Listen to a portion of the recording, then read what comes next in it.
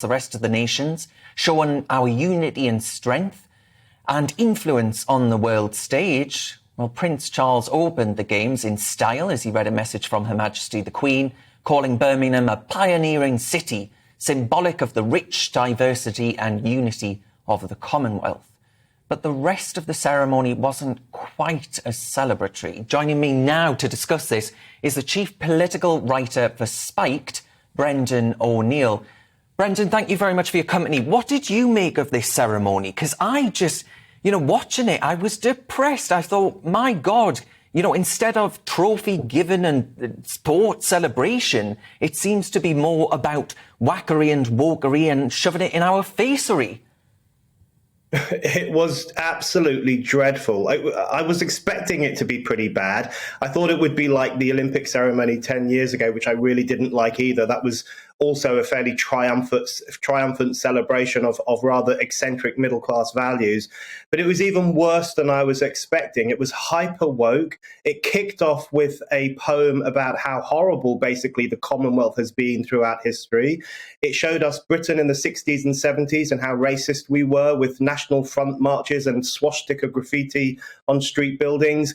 And it basically painted an image of Britain as this country with a horrible, racist, shady history, which has to re-enlighten itself about the values of racial equality, gender equality, pride, and so on. So it was, as I said in a piece I wrote for Spiked, it was like being hit over the head with a copy of The Guardian for 3 hours. It was a finger-wagging lecture, which I don't think is what most people wanted when they watched this ceremony. Yeah, Brendan, what's wrong with the BBC? What's wrong with our state broadcaster? Because a lot of my viewers are of the view that you remember during the year of lockdown when we'd come through that period and we thought, right, it's New Year's Eve, perhaps a time for a little bit of festivity and celebration. And the BBC, of course, broadcast the BLM fist being beamed up into the air during their light show. And you just sort of think, hang on a minute, right?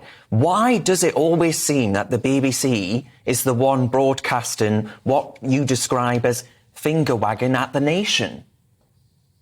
Yeah, something's gone really wrong with the BBC. It's supposed to be the public broadcaster, but it's become the anti-public broadcaster. It now sees its mission as being to lecture the public and correct our supposed wrongthink and give us all the right views as agreed upon by the kinds of people who work for the BBC.